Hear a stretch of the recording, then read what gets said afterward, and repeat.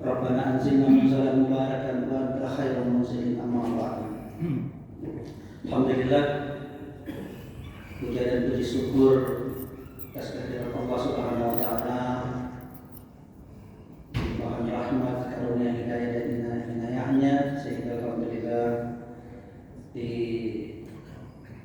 malam hari ini Allah kumpulkan kita, izinkan kita ke rumahnya, ya, sujud dan ruku, melaksanakan perintahnya adalah salah satu bentuk ketaatan kita, dan mudah-mudahan kita semua menjadi hamba yang taat, sehat dalam taat dan sehat bermanfaat, insyaallah. Salawat dan salam semoga senantiasa kita curahkan kepada junjungan kita Nabi Muhammad SAW.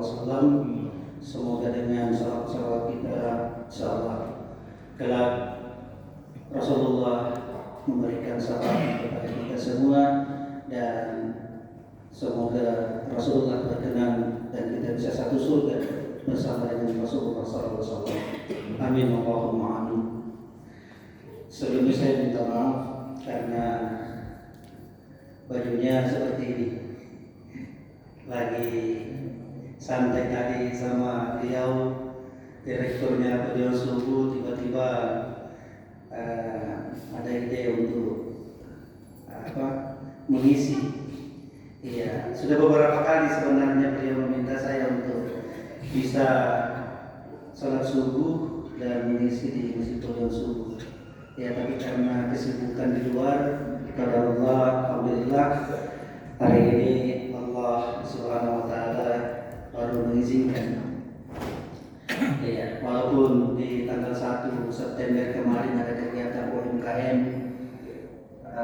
dan di Masjid Pujian Subuh dan pelatihan masjid modern serta tabligh akbar BKMD di Masjid Abu Awana. Jadi ada program yang memang ini adalah salah satu, bukan satu-satunya, tapi salah satu program yang bagaimana dakwah ini terus dan berkesinambungan. Iya, bagaimana dakwah ini masuk ke rumah-rumah melalui muslimah. Salah satu yang kita lagi ikhtiarkan saat ini juga bekerjasama dengan majelis taklim, pengurus masjid, serta komunitas muslimah bersaudara atau yang lebih akrab kita kenal dengan kamus. Ya, ini adalah program yang insya Allah akan kita lanjutkan di Maghrib Isya dan kita mulai dari Kabupaten Bulukumba. Mudah-mudahan ini adalah salah satu pertanda baik bahwa tidak ada jalan yang terbaik menurut saya kecuali kita betul-betul bertakwa kepada Allah. Iya. Kalau mau kita dapatkan kasih sayangnya Allah, kalau mau kita dapatkan pertolongannya Allah, iya, maka dekatkan diri. Bagaimana caranya sehingga Allah bisa tahu, bisa kenal kita, iya. Dan ketika kita butuh, begitu angkat tangan, insya Allah pertolongannya segera datang. Yang saya pribadi alami dulu, cara berpikir saya itu memang sedikit melenceng, unik. Sebenarnya unik menurut saya, tapi ini melenceng sebenarnya. Saya berpikir bahwa matematika dunia itu sama dengan matematikanya Allah. Ternyata tidak seperti itu. Jadi saya begini, sholat maksiat, iya, jalankan perintahnya, tapi juga melakukan larangannya, iya. Sehingga saya berkeyakinan bahwa sholat saya sudah sholat. Kenapa ujiannya tidak berhenti? Kenapa kesempitan itu selalu ada? Kenapa kegelisahan itu menggerogoti? Jauh dari tenang. Hidup ini penuh masalah, seolah-olah dari masalah ke masalah. Iya, seperti benang yang busuk itu semakin diperbaiki semakin busuk, ujung-ujungnya emosi. Iya, yang muncul itu emosi. Prasangka buruk itu selalu ada. Selalu menyalahkan orang lain. Respon sangat luar biasa. Begitu dapat berita yang tidak sesuai dengan apa yang saya harapkan, iya, responnya itu langsung prasangka buruk itu yang muncul. Padahal ketika itu saya biasa meyakini bahwa sesuatu yang terjadi itulah yang terbaik. Tapi lupa kadang untuk mengamalkan. Jadi memang agak berat ini mengamalkan apa yang kita pahami. Kadang lupa karena setan itu juga tidak akan pernah berhenti bekerja. Tidak berhenti itu setan akan bekerja untuk ini. Sehingga apa? Berjalan maksiat juga perintahnya kita lakukan. Nah, inilah yang bahaya sebenarnya. Iya, kita tidak mampu sabar untuk menahan diri kita daripada dosa. Padahal kita sudah mampu melaksanakan perintahnya, sholatnya sudah lima waktu, bahkan di masjid mengajinya pun kita sudah rutin. Iya, tapi begitu di luar dari masjid, iya, masih melakukan kemaksiatan, hal-hal yang haram. Kita takut kepada sesuatu keharaman itu yang berbentuk benda. Contoh daging yang diharamkan oleh Allah, kita takut makan. Tapi kalau uang yang berbau korupsi, ambil saja. Tidak takut dengan itu. Tanahnya orang, geser saja kita punya pembatas. Ya kan? Bahkan hal kecil memakai sendalnya orang untuk pergi berwudu saja tanpa izin, itu sesuatu yang dilarang. Izin dulu. Ini kadang-kadang kita ambil apanya orang tanpa izin, tanpa pamit. Nah, ini banyak sebenarnya hal-hal yang haram yang kita lakukan. Kadang kita juga saya menganggap begini kan, saya ini yang bekerja. Hasil keringatku menghasilkan apa yang saya perjuangkan. Tapi ada kewajiban yang sangat wajib yang saya tidak keluarkan. Saya wajib zakat, Pak. Saya wajib zakat. Di harta yang Allah titipkan itu ada haknya orang. Padahal sumber untuk mendapatkan harta ini halal, penuh dengan keringat, penuh dengan perjuangan, ya kan? Jual belinya juga sesuatu yang halal. Tetapi ketika masuk haulnya, ya kan? Masuk waktunya, masuk takarannya, zakatnya kita tidak keluarkan, maka itulah sumber yang haram. Menjadi haram itu kita punya harta. Bahayanya istri kita makan, anak kita makan, orang tua kita makan, bercampurlah semua. Padahal hanya sedikit sebenarnya yang haram di situ, tapi tidak dikeluarkan. Andaikan dikeluarkan menjadi halal, tapi karena tidak dikeluarkan, maka dia haramkan semua. Sudah menjadi haram semua harta yang kita miliki. Coba. Dan parahnya lagi, kita tidak mengeluarkan dengan sukarela, dengan ikhlas, menggunakan caranya Allah, maka Allah yang ambil sendiri keluarkan. Bahkan teman-teman lainnya begitu. Dengan kebakaran, dengan ditipu, ya kan? Dengan persoalan-persoalan sehingga kita punya harta diambil. Iya. Padahal yang harus kita keluarkan dari 100 juta itu cuma 25 juta. Tapi karena kita tidak keluarkan yang dari 2,5 juta, karena kita tidak keluarkan 2,5 juta itu, bukan lagi yang 100 juta yang Allah ambil dengan caranya Allah, tapi bahkan 1 miliar, bahkan lebih dari situ. Ini harus kita sadari.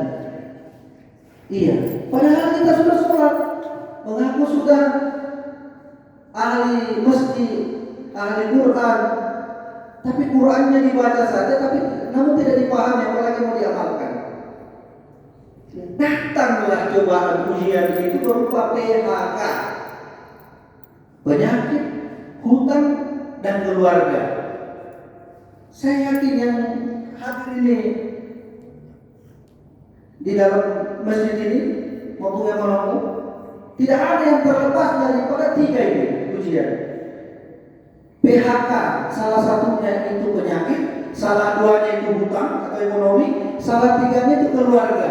Kalau kita tidak kena penyakit, maka boleh jadi kita kena masalah di hutang ekonomi. Kalau kita tidak kena ekonomi, boleh jadi keluarga yang bermasalah. Ada enggak yang berani bilang di sini saya tidak ada di situ? Hebat kalau kita di sini, tapi kalau pulang masalah lah ketemu istri. Iya kan? Kita lupa membentengi diri kita. Nah, kalau penyakit ini datang, maka apa yang terjadi? Yang jauh dari Allah itu akan mengalami susah, senang, gelisah. Berganti nih. Kadang susah, habis itu dia senang, tapi tidak berhenti gelisah. Ini yang dialami nih. Yang jauh dari Allah akan mengalami nih. Susah, senang, gelisah. Gelisah saja. Tidak pernah ada ketenangan dalam hidupnya. Iya.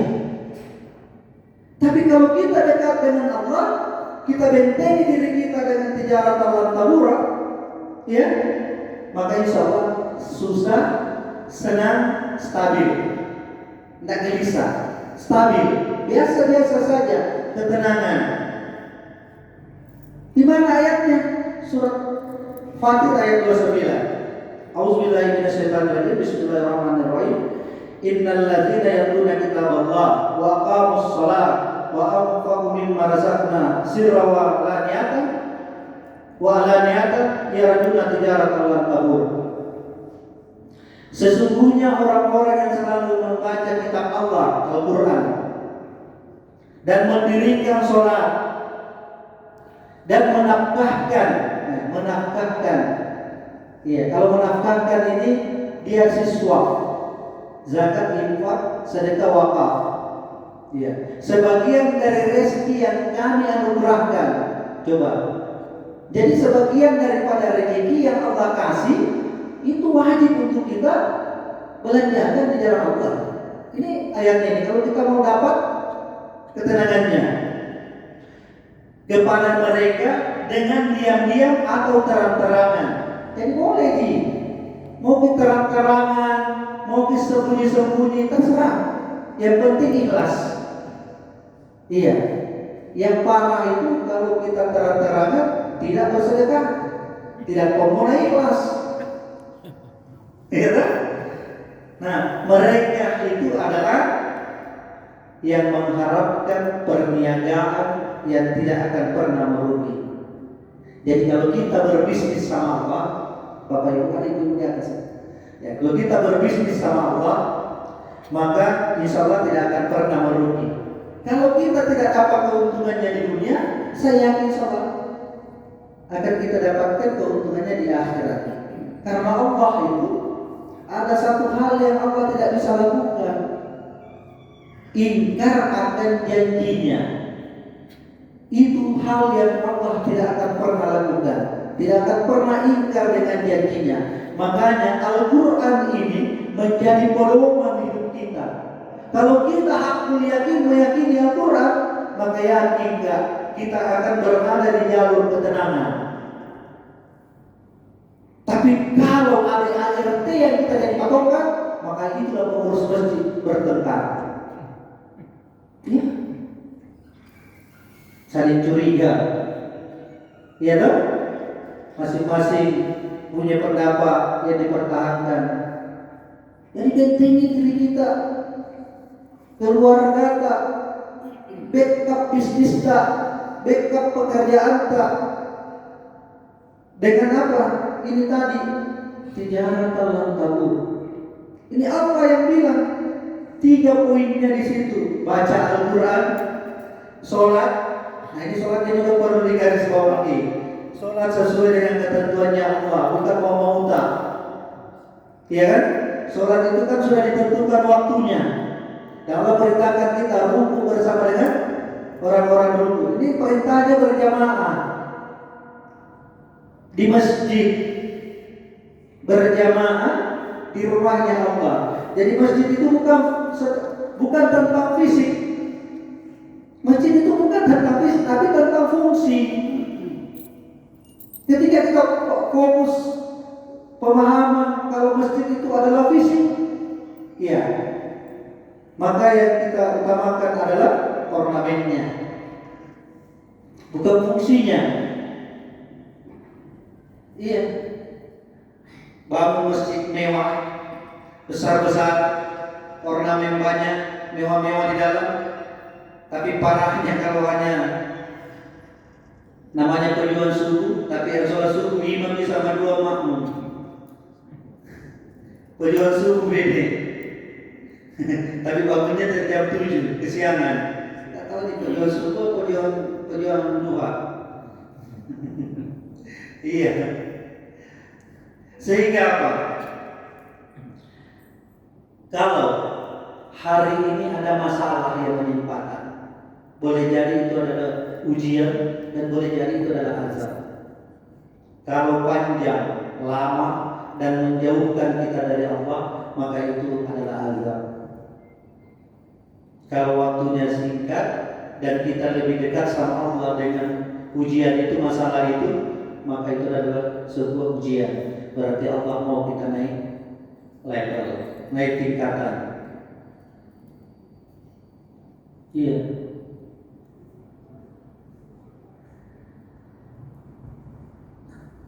Bapak Ibu yang dirahmati Allah Subhanahu wa taala. Indah ayat ini kalau kita mau mentadabburinya, memahaminya dan mengamalkannya. Iya. Perniagaan atau berbisnis dengan Allah yang tidak akan pernah merugi. 3 poinnya yang harus kita jaga. Baca kitabnya kata Allah, Al-Quran. Iya, jangan sampai kita sudah sering di masjid sampai hari ini kita belum bisa baca Al-Quran. Saya kadang mempertanyakan, iya, apa yang menghalangi? Apa yang menyebabkan sehingga kita tidak bisa baca? Karena saya sendiri pengalaman hanya 2 kali diajari itu pun tidak tuntas. Iya, dengan beriqra. Ya mudah-mudahan ini menjadi amal jariah saya punya saudara. Sebelum berangkat haji 2003 akhir itu, masuk 2004, 2 malam saya ingat itu diajari buka. Jadi ada itu buku panduan pedoman. Di dalamnya itu lengkap, mulai dari iqra-nya, ya sampai doa-doanya kan ada semua di dalam. Nah itu yang saya baca, itu yang dikasih ajarkan kepada saya 2 malam untuk mengetahui kembali huruf itu. Itu 2003 akhir. Ya, berangkat ke tanah suci dengan izin Allah berhaji pada saat itu.